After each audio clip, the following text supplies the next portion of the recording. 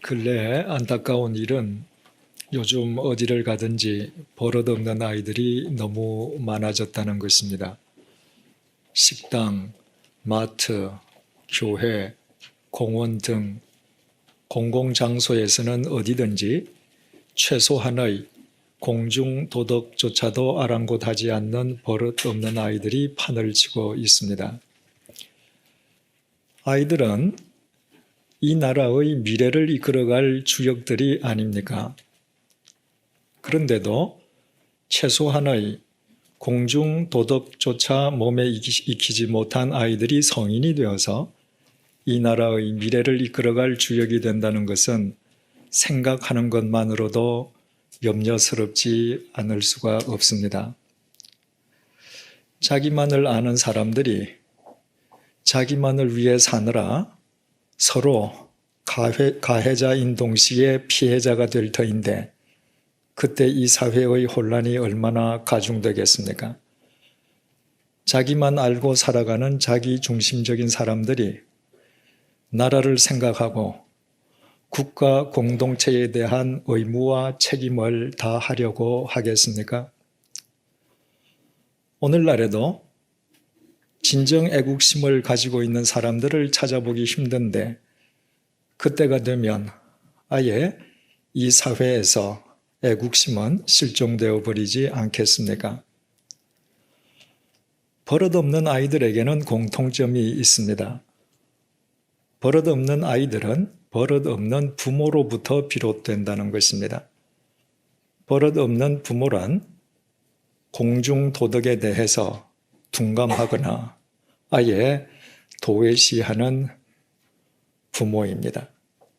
이 세상에 태어나는 그 어떤 아이도 공중도덕과 예의 범절을 스스로 자율적으로 익히는 아이는 없습니다. 그것은 모두 타율적으로 익히게 되어 있습니다. 따라서 공중도덕과 예의 범절에 관한 한 그 1차적인 책임은 부모에게 있는 것입니다.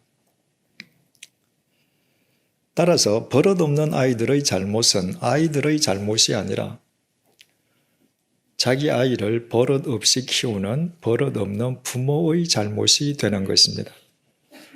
부모가 자기 자식을 버릇없이 키운다고 하는 것은 자기 자식에게 이 세상 그 무엇도, 그 누구도 두려워하지 않는 사람이 되게끔 자식을 내버려 두는 것을 의미합니다. 그러나 하나님께서는 지혜의 책인 잠언서를 통해서 우리에게 이렇게 말씀하고 계십니다. 잠언서 24장 24절 말씀입니다. 매를 아끼지 않는 자는 그의 자식을 미워함이라. 자식을 사랑하는 자는 근실히 징계하느니라. 또 잠언서 22장 15절을 통해서 이렇게 말씀하십니다. 아이의 마음에는 미련한 것이 얽혀서나 징계하는 채찍이 이를 멀리 쫓아내느리라. 잠언서 29장 15절을 통해서도 이렇게 말씀하셨습니다.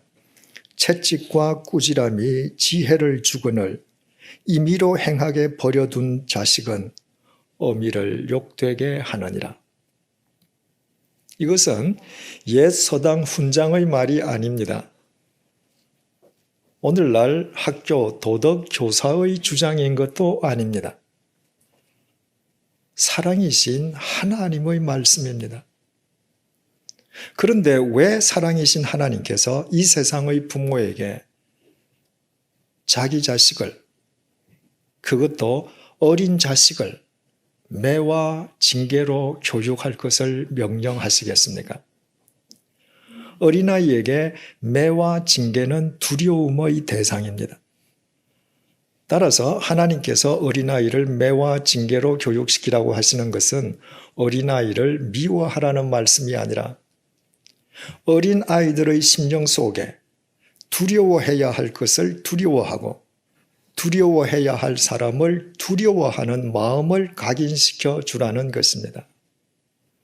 그러므로 부모가 자기 자식을 버릇없이 키우는 버릇없는 부모는 결국 그 자신이 이 세상에서 그 무엇도 그 누구도 두려워하지 않는 사람임을 의미합니다. 그러다가 자신이 두려워하지 않았던 법의 심판에 의해서 자신이 두려워해야 함에도 불구하고 두려워하지 않았던 사람에 의해서 한순간에 그 인생이 몰락하는 사람의 경우를 우리는 우리 주위에서 너무나도 자주 목격하고 있습니다. 공중도덕 혹은 예의범절이라고 하는 것은 한마디로 표현해서 두려워할 것을 두려워하고 두려워해야 할 사람을 두려워하는 사회적인 합의입니다. 이 사회적인 합의가 존중되는 사회가 바른 사회요, 견고한 사회요, 질서 있는 사회임은 두말할 나위가 없습니다. 신앙도 이와 똑같습니다. 믿음은 두려워할 것을 두려워하고 두려워해야 할 분을 두려워하는 것입니다.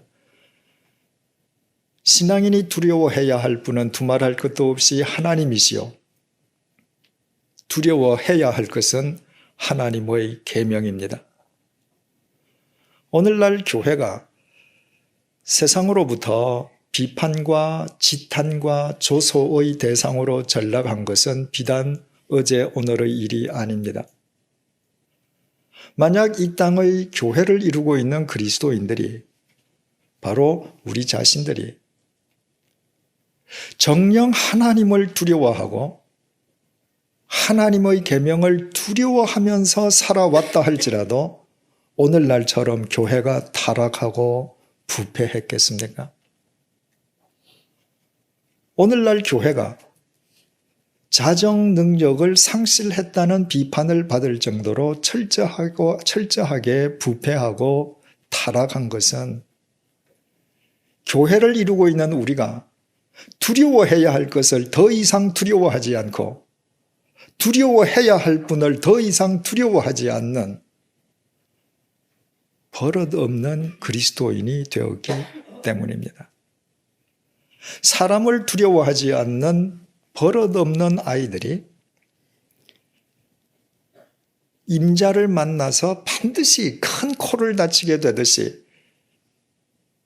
하나님을 두려워할 줄 모르는 버릇없는 그리스도인들로 구성된 이 땅의 교회가 세상으로부터 문매를 맞고 있는 것은 우리 자신들이 초래한 당연한 결과가 아니겠습니까? 그렇다면 이처럼 지탄의 대상이 되어 무너져버린 이 땅의 교회를 어떻게 새롭게 세울 수 있으며 회복시킬 수 있겠습니까? 사도행전 9장 1절에서 31절의 단락은 초대교회에 등장한 사울에 관한 내용을 증언해주고 있는데 바로 그 단락의 마지막 구절인 본문 31절이 이렇게 끝나고 있습니다. 그리하여 온 유대와 갈릴리와 사마리아 교회가 평안하여 든든히 서가고 주를 경외함과 성령의 위로로 진행하여 수가 더 많아지니라. 헬라파 유대인들의 집요한 살해 위협을 피해서 고향 다소로 피신할 수밖에 없었던 사울의 개인적인 상황과는 달리 온 유대와 갈릴리와 사마리아에 퍼져 있던 교회는 날로 평안 속에서 견고해지고 그 수가 더 많아졌습니다. 유대인들의 위협과 박해 속에서도 교회가 위협을 당하기는커녕 더 안정되고 더 견고해지고 더 확장될 수 있었던 까닭은 주를 경외함과 성령의 위로로 인함이었다고 본문이 밝혀주고 있습니다. 위로라는 단어 앞에 작은 숫자 2가 붙어 있습니다. 그래서 아래쪽 주난 2번을 보면 혹은 후원으로 이렇게 기록이 되어 있습니다. 성령의 위로란 성령의 후원을 의미한다는 말입니다. 이것은 너무나 당연한 일 아니겠습니까? 성령님은 천지를 창조하신 하나님의 영이십니다. 그 하나님의 영이 후원하시는 한 어떤 상황 속에서도 교회는 견고해지고 더 확장될 수 있지 않겠습니까? 그러나 중요한 사실은 본문은 그 원인을 성령의 후원으로만 밝히고 있지 않다는 사실입니다. 본문은 분명히 주를 경외함과 성령의 후원이라고 밝히고 있습니다. 여기에서 이 순서가 중요합니다. 성령님께서 당시의 그리스도인들을 먼저 후원해 주셨기 때문에 그들이 주님을 경외한 것이 아니었습니다. 그들이 주님을 경외했기에 성령님께서 그들의 후원자가 되심으로 그들을 든든하게 세워주신 것이었습니다. 이 짧은 구절을 통해서 우리는 주를 경외한다는 것이 그리스도인에게 얼마나 중요한 일인지를 깨닫게 됩니다. 그렇다면 하나님을 믿는 사람들이 하나님을 경외한다고 하는 것은 구체적으로 어떤 의미이겠습니까? 히브리어 동사 야레와 오늘 본문에 사용된 헬라어 명사 푸호보스 그리고 헬라어 동사 포베오는 모두 두려워한다는 의미입니다. 잊지 마십시오. 하나님을 경외한다는 것은 단순히 하나님께 예배드리고 찬양하고 기도하는 것만을 의미하지 않습니다. 우리가 아무리 예배를 드리고 아무리 찬양하고 아무리 기도한다 할지라도 우리에게 하나님을 두려워하는 마음이 없다면 우리의 모든 신앙 행위는 무당의 푸닥거리와 구별되지 않습니다. 하나님을 두려워하지 않는 사람의 모든 종교적인 행위는 하나님을 위한 행위가 아니라 자기 자신을 위한 인간의 행위에 불과하기 때문입니다. 하나님을 믿는다는 것은 하나님을 경외하는 것이요. 하나님을 경외하는 것은 하나님을 두려워하는 것입니다. 창세기에서부터 요한계시록에 이르기까지 하나님을 경외하라고 번역된 모든 말의 의미는 하나님을 두려워하라는 의미요. 성경에 기록된 하나님을 두려워하라는 모든 단어는 하나님을 경외하라는 의미입니다. 똑같은 히브리어 동사와 헬라어 동사를 우리말 성경이 때로는 경외하라, 때로는 두려워하라고 표현했기 때문입니다. 우리말 두려워하다의 한자식 표현이 경외하다입니다. 하나님을 두려워할 때에만 우리의 모든 신앙 행위는 우리 자신을 위한 인간의 행위로 끝나는 것이 아니라 하나님을 위한 자기 부인으로 비로소 연결되게 됩니다. 왜 하나님을 믿는다는 것은 하나님을 두려워하는 것이겠습니까? 왜 우리가 하나님을 두려워하며 살아야 합니까? 그 이유는 간단합니다. 우리는 모두 더러운 죄인인데 반해서 하나님은 거룩하신 분이시기 때문입니다. 어둠이 빛을 무서워하듯이 죄는 거룩을 무서워합니다. 거룩 앞에서 죄는 죽음을 뜻하기 때문입니다. 그래서 모든 인간은 하나님을 두려워할 수밖에 없습니다. 범죄한 자신을 찾아오신 하나님 앞에서 아담도, 시내산에서 하나님을 만났던 모세도, 성전에서 하나님의 음성을 들었던 이사야도 모두 약속이라도 한 것처럼 한결같이 두려워했던 이유가 바로 여기에 있습니다. 잊지 말아야 될 사실은 진정으로 하나님을 두려워할 줄 아는 사람만 하나님의 사랑을 바르게 깨달을 수 있다는 것입니다. 하나님을 두려워할 줄 아는 사람만 자신의 모든 죄에도 불구하고 하나님께서 당신의 아들을 제물 삼으시고 십자가의 보혈로 새로운 생명을 주신 하나님의 그 깊으신 사랑의 본질과 가치와 의미를 제대로 깨달을 수 있습니다. 하나님의 사랑을 믿는다라고 하면서도 하나님을 단 한 번도 두려워해 본 적이 없는 사람은 하나님의 사랑을 피상적으로 알 수밖에 없습니다. 버릇없는 아이가 할아버지의 사랑을 빙자해서 할아버지의 상투를 뒤흔들듯이 하나님을 두려워하지 않는 사람은 하나님의 사랑을 빙자해서 하나님의 머리 위에 스스로 앉는 어리석음을 범할 수밖에 없습니다. 따라서 본문 속의 그리스도인들이 하나님을 두려워함으로 성령님께서 그들의 후원자가 되시고 그들이 속한 교회가 견고해지고 확장되었다는 본문의 내용은 당연한 결과일 수밖에 없습니다. 당시의 그리스도인들이 하나님을 두려워할 줄 알았으니 그 그리스도인들이 자신들을 구원해 주신 하나님의 사랑은 또 얼마나 깊이 깨달았겠습니까? 하나님을 두려워할 줄 아는 그들이 얼마나 하나님의 말씀을 쫓아 사는 하나님 앞에서 버릇 있는 그리스도인의 삶을 살았겠습니까? 그 버릇 있는 그리스도인들을 왜 성령님께서 후원자가 되어주시지 않았겠습니까?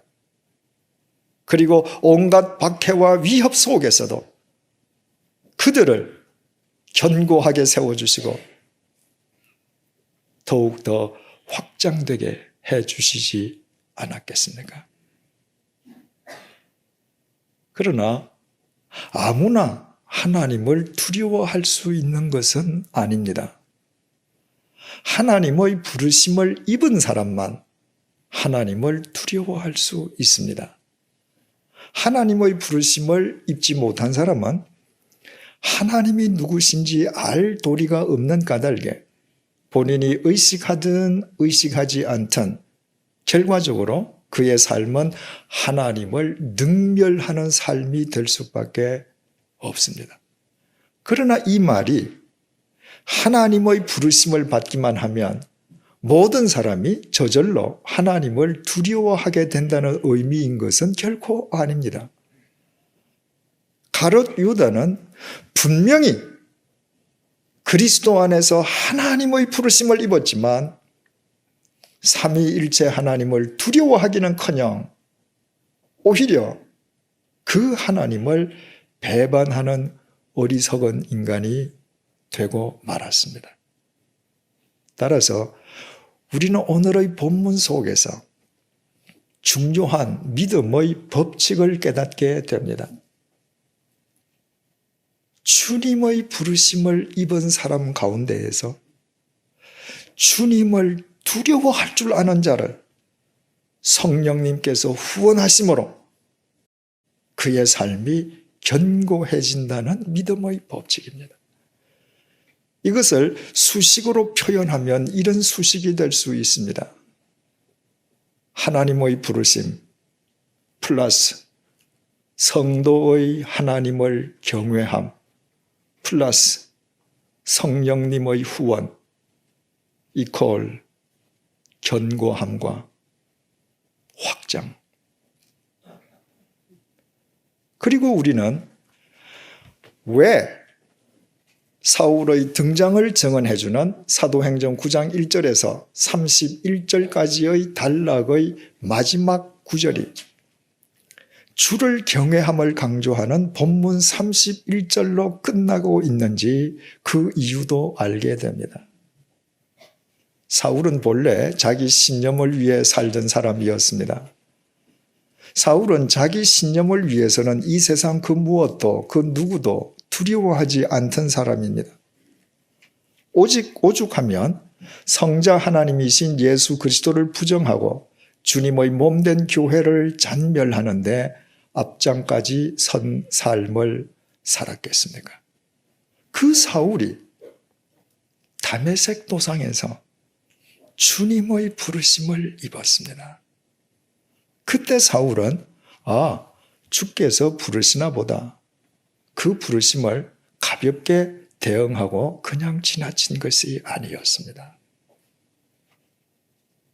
사울이 그 순간에 얼마나 두려워했던지 그는 주님의 부르심을 입는 즉각 땅바닥에 꼬꾸라지고 말았습니다. 전혀 두려움을 느끼지 않던 사람이 두려움을 느끼게 되었다는 것은 하나님의 부르심 속에서 사울 자신이 비로소 죽을 수밖에 없는 죄인임을 절감했음을 의미합니다. 하지만 사울의 두려움은 그날 그 현장에서 그것으로 끝나버린 것이 아니었습니다. 그 이후에 사울은 고린도후서 7장 1절을 통해서 우리에게 이렇게 권면하고 있습니다.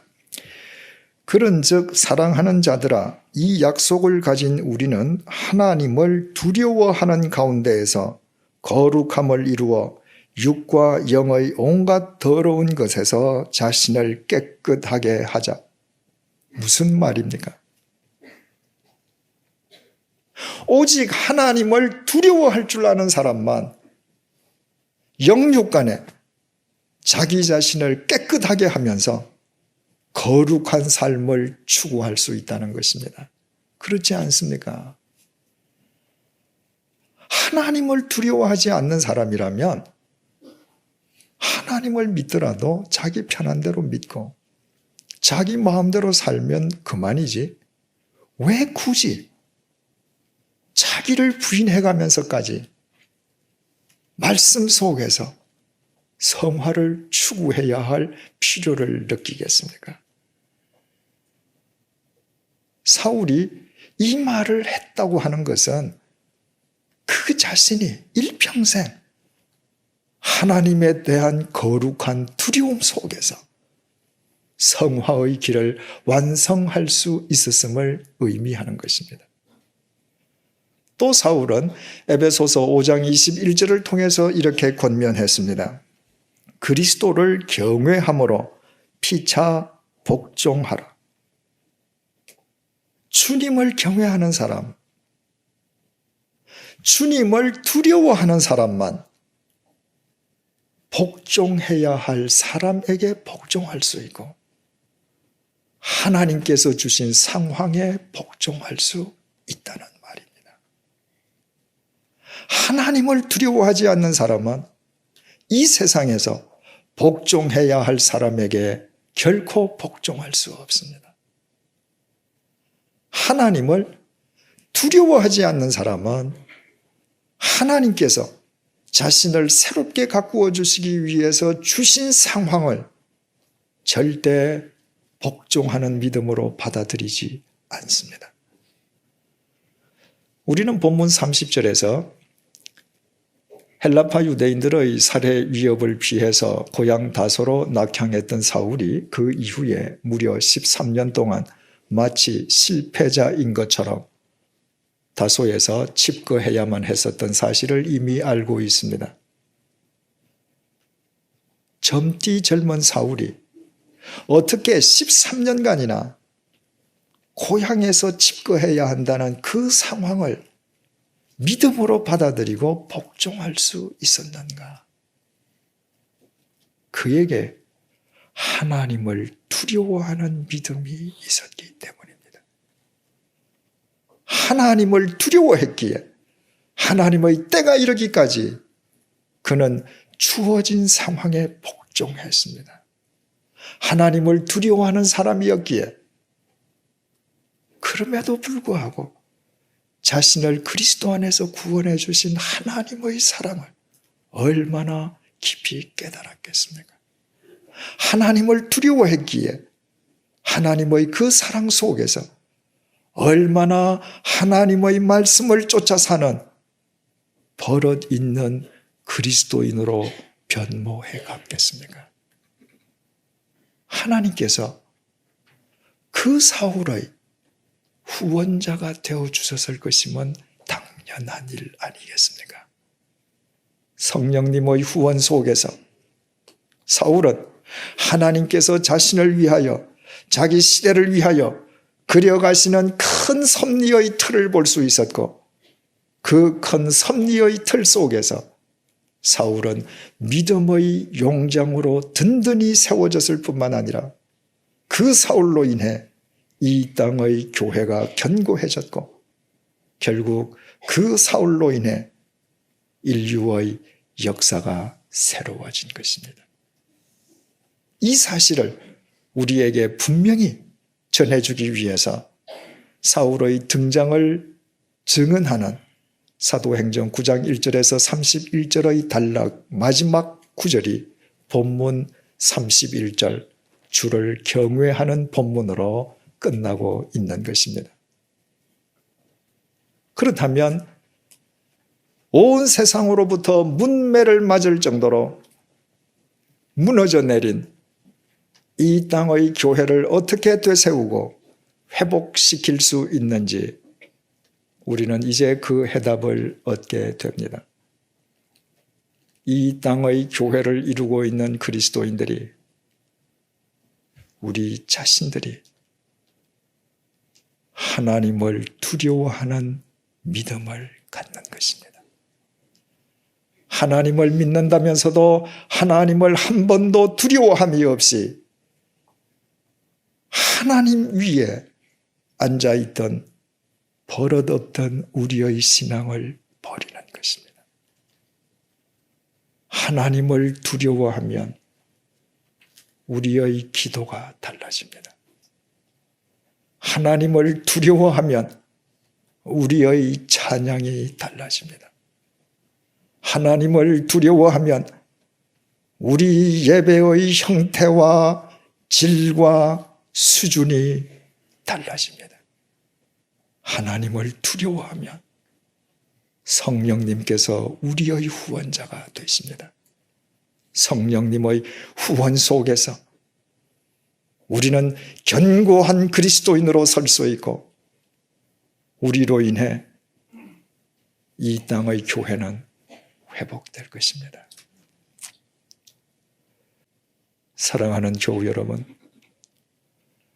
우리가 아무리 하나님을 사랑하고 하나님을 믿는다 해도 우리가 하나님을 두려워하기 전까지는 우리는 성숙한 그리스도인이 될 수 없습니다. 우리가 하나님을 두려워하기 전까지는 우리에게 베풀어 주신 하나님의 사랑을 제대로 깨달을 수도 없습니다. 하나님을 믿는다면서도 하나님을 전혀 두려워해 본 적이 없는 버릇없었던 우리의 신앙을 회개하십시다. 버릇없는 우리의 신앙생활로 인해서 이 땅의 몸된 교회가, 주님의 몸된 교회가 세상으로부터 지탄의 대상으로 전락하게 했던 우리의 허물을 회개하십시다. 그리고 우리 모두 하나님을 두려워할 줄 아는 그리스도인들이 되십시다. 그 하나님께 우리의 모든 것을 드리십시다. 성령님께서 우리의 후원자가 되어주실 것이요 우리의 삶을 견고케 세워주심으로 우리로 인해 이 땅의 교회가 회복될 것이요 회복되는 이 땅의 교회를 통해 이 나라의 역사도 새로워지게 될 것입니다. 기도하시겠습니다. 우리는 하나님을 믿는다면서도 하나님을 진정으로 두려워하지는 않았습니다. 하나님을 두려워하지 않기에 하나님의 사랑을 빙자하여 스스로 하나님 위에 앉는 버릇없는 삶을 살아왔습니다. 하나님 앞에서 버릇없이 살아온 우리로 인해 이 땅의 교회는 지금 세상으로부터 묻매를 맞고 있습니다.